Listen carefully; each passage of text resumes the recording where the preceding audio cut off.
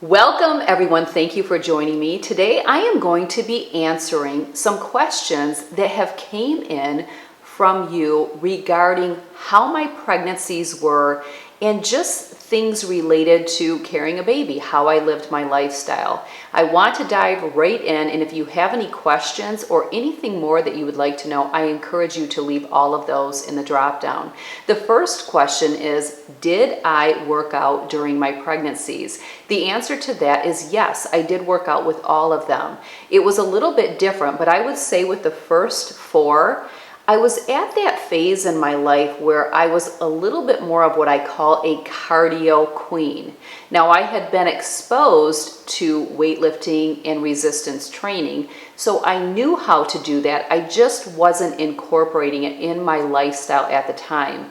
I did a lot of cardio during my pregnancies. I had a treadmill. I utilized that a lot. I walked outside. So I did take very good care of myself in that way. They're also very different, and I would say that my 5 labor and deliveries all varied a little bit, but some actually did have some similarities. I will share with you that I was in the best shape going into delivering a baby with my second daughter, Haley. When I had her, I was definitely in excellent shape. I was in a more, I would say, aggressive routine at that time. Maybe I was doing some videos on top of the walking. I'm not really sure, but I do know that I felt like I was in the best shape. She was also my fastest labor and delivery, and it was definitely the easiest. Not that I really had any that were super hard. I really only had one that I feel, was kind of more challenging. Other than that, I would say, 4 out of 5, I had pretty easy labor and deliveries.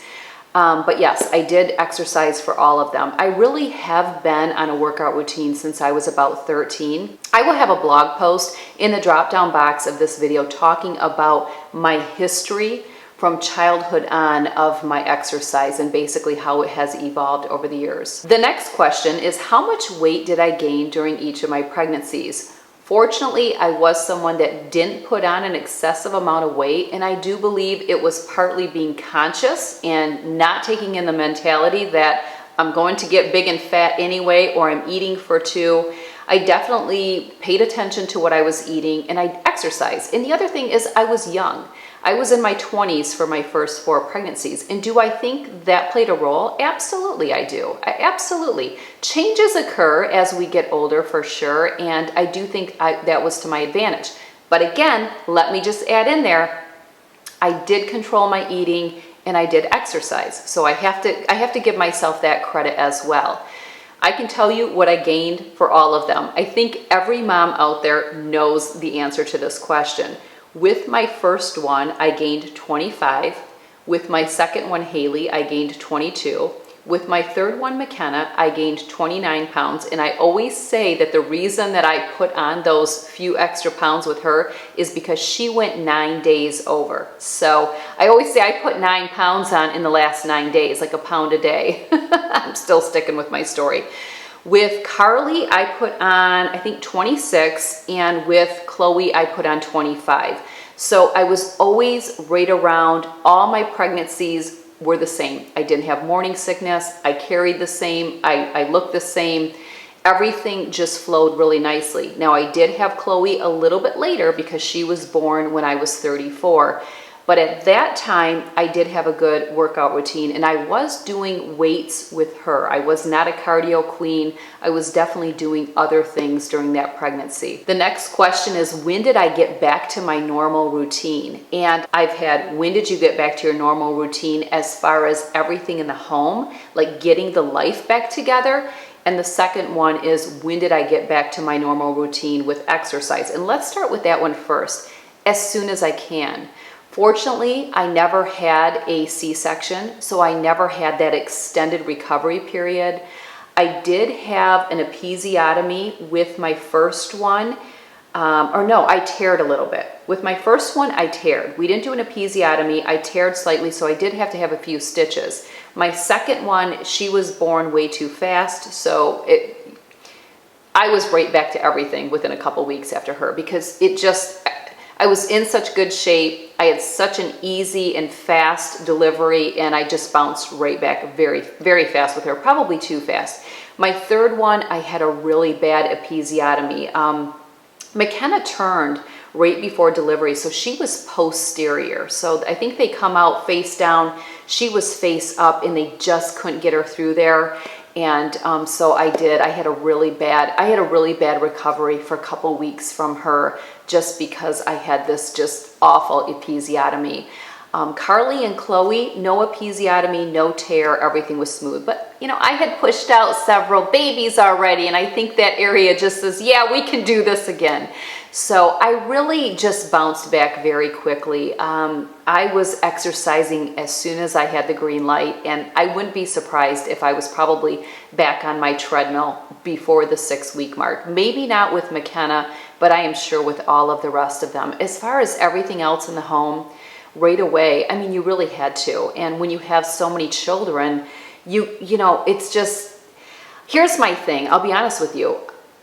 When I had the babies, if they gave me the option to go home after 24 hours or after a day or staying 2 days, I would have always taken the 2 days, because we all know what happens when we get back home. Now, my doctor always had me stay 2 days, and it was only because he knew that you send a mom back home that has other children, she's forced to get back at it. So I'm going to keep her an extra day just so that other people are taking care of her.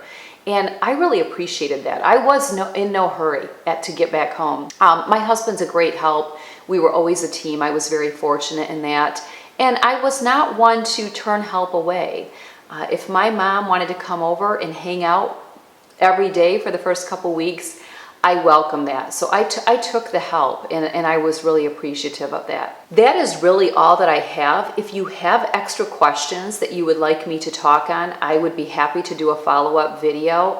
What I do want to share, though, is always remember, and I've talked about this in other videos, don't go into pregnancies and go into labor and delivery with all of these expectations. That's the biggest mistake you can make. You just don't know. Every baby could be different, but you could have similarities. There's just no certainty when it comes to any of this. And just to understand, this is a season. It's not forever. And if you need to take the extra time, if you're exhausted, if you have no energy, if you put on a lot of weight, whatever it may be, cut yourself slack. Don't judge yourself. I say this all the time. It's a season, but I would really encourage you to take good care of yourself when you're pregnant. You will be thankful for that decision. You really will. The other thing I want to add in is I always had 8 pounds with every pregnancy. So I wasn't really dieting down or anything during those first few weeks. That's not a time. And I was nursing. I just wasn't going to do it. But I didn't hog down on food either. Again, I just ate like I normally would. But I always, at the end, once I could get back to working out and exercise, I always had 8 pounds to spare. So let me just share that with you. I only put on 20 some pounds, but I still was left with 8 to spare. So if you're putting on 40, 50, 60 pounds, understand that you are going to have a lot more to work off after that baby comes. And you're so exhausted. A lot of moms, unless they're wired like this type A person, a lot of moms don't work out at all after they have a baby. They're so drained and exhausted. It's hard to even get through the day. They have no energy to exercise whatsoever. So just remember that you're going to be carrying around all that extra weight.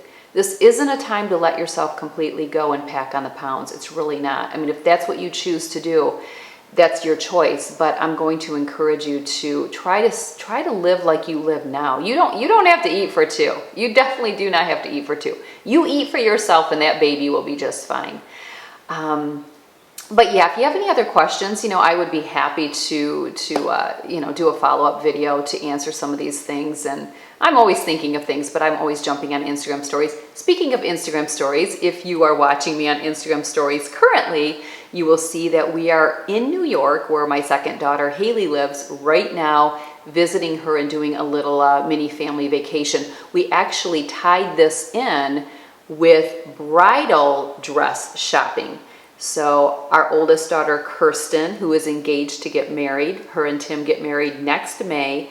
She loves she had this certain dress picked out for her bridesmaids.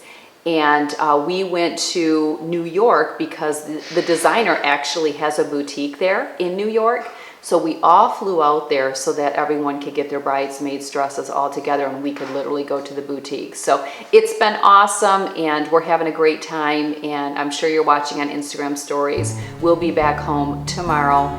But yeah, there's that. All right, I'll let you go. If you have any more questions on pregnancy, babies, whatever, leave them in the comment section below. You know I will tackle them. I will see you in the next video. Take care.